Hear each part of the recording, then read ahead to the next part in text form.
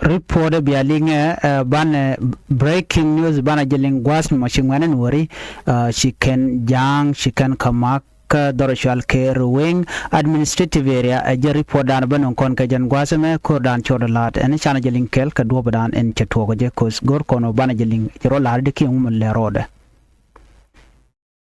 ke report en chanong re which ka unit state ka jom chalat gwasame me bialing en diala kon tilin ka rwasni bana jeling kel ka jo dana chalat gwasame chala do bakawa cha jang tente keru ng administrative area wa cha kamak ngwanen wari tigeken obe kan kamayom county ke report chala gwasame chala do gwan wonena kade kon dial tike ngejba ano shingwanen wari chikan doro shalke abimnom county mente keru ng administrative area chalad ngo chikane yuan match ane baka karun wangalong ka joma chalad gwasame wa en dorshal kamo abimnam wajen take a commissioner meten wanamo commissioner namo ki commissioner en ka wujamo inshallah abimnam mo jen shale honorable Paulino well chalad wajen inshallah rami mo mechan kare kor mone ana ko jo chalat do jen wa is missing ko go dan teten chalat ne ka gwarun wang dan tikurje to ko keneten kontin la ngane nuore wa ke ngani bul wa ken ngane konen shakur chaje yat rewing administrative area men biya kula ngajene gwas men chalat wa baka wa mi tikurje to ko shi ngane jane shikarum washa neten kondela de ne access pdf chaga deploy akume ken miadit ka kor medit re kor mo washi manen wore tinbe kama yom washi kan business dangaro chikan ke business dangaro ala business ka goten konti de ne tekata la de ne access pdf washi kan ka kap kan go dangro to ala chilmi ke business dangro ka jo dan chalat wa kor to go ne kurun wang long ne ka tangwan la 4 am ne bakawa chicken manen waritin jen game yom kanti chicken jang chicken luz ka bakawa long kar por lat ke chala do dong chicken gorwok a kornijen a kornijen wa ku le lanetin konti la nor wai ami ka jo dan chalat ka jeri por me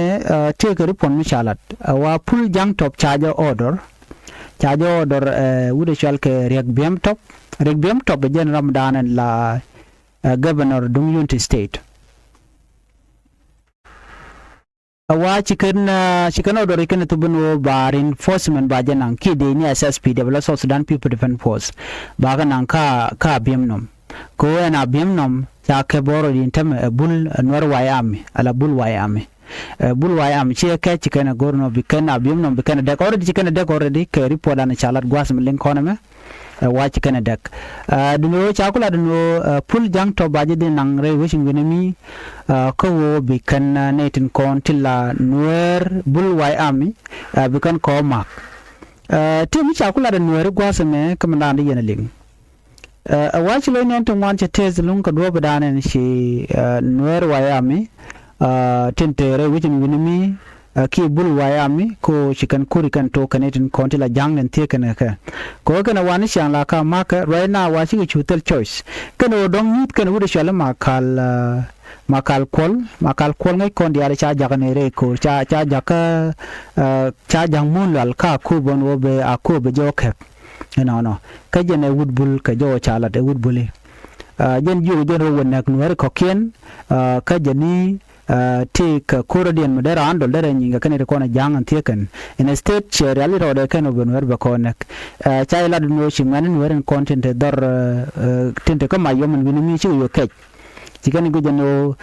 gorko ba shianden ba je yar kano ba ngajeno kan chikini de mode dier kan ware chikare sho nyot ka report ana chalat gwaseme warai now pull jang to baje nang re wajadan godan to korten bi ko nyin ka ganwari ana ke report ana chalat gwasmene men biya kula ngach wa nganen war bumkan long telekrek man chala long commissioner of bimnom chala go jen chaje nak dong da la jen man dan le rode kari fo dan chala gwasmeni kwana le jogono ne der gwano de ne konde ke gulen winimi la bul nuer wai ami de ke gul de ta dan te ke de janga jeno kaneti wedi an ko dana ter kane kormi mo mi gwa ka kon ko ganka na kon kano ne de ti chawano go dong de ka ma ka ne shanki de meken de ka capture me kon ngaje ne eno chikim yadi chala do ba meken ba ka kap do no right now chek changa je no che chireke retin ko kan no chikan gor je no binyi ne kan ke kum kim yadi eno ka do ba danen gich kim yadi de jen go dong der me der ka kap no lele nyomi je jen go be ngaje no na tin chigane dial chi tiai chu ka kum de en ma yom ngane tin kon de tin ka ngane bombo chiramen challenge won chika ben dangro business SSPDF chigana kap no ka biamnam kanti entam rayna ka kur ka kurum di long ngane ma yom wabum ka chikanga jojo men de ne SSPDF kan wada ban non ka more deployment ka area men cha kula jana gwasu melong awaken they are not targeting civilian target DNT SSPDF based alonyeni kan kanere kontila de ne kim yadit teleke de kanere kontila normal people shit ke civilian ki ordinary people teleke target ten chi jan korean nyeni kan ke de ne SSPDF ko kanere kon la jaga kan chiang wa me ken wa ka right now jen mulwala me kwala nyot ka mo kanere kontila de ne SSPDF rai wishing with me so right now ne me jeri podande konaling so men bi akep jane mayom nuer use la bul nuer wai army chicken abiam nom chicken yar mine ba ka wa karun wang long ka chicken be ne dang chicken kef wa an ramdan la commissioner dung abiam nom kwai ken gwa dana tetin mi sha ko bar pinga de ki chawdo bar ne wa kana ngaj but reason dan la ke jeno watching fine awa jantem right now kum ku kon raje no chinaro ken de ka front line ne ko la de ne kala ken no kormu de dide wa ko mun joy ka janki joy ka business kena lo to like a year ka nyok ne ko la ngana no ro gwat mi wa shi wo kan buga lo jog nyok tel mi cha lo jog ni ne kan pain ka kor ngai kon dial won ngai dan cha tu ka jong le ne me yun to stay right now cha won ngai dan cha won in tu ka dar chal ga me jong le stay no jang dial tela jang bor ka wo ka ro di re which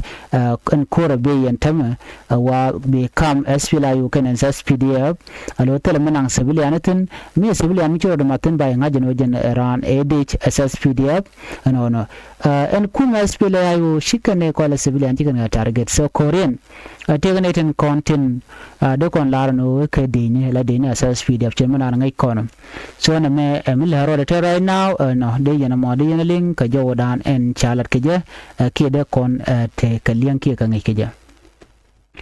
chan me chana jiling already no chi kormo chi tuok dor shala bim no mane ana bana ne kon bana ga chi check a jeri podana gore no kon ani bana nyu jikari podadien biata mal bye bye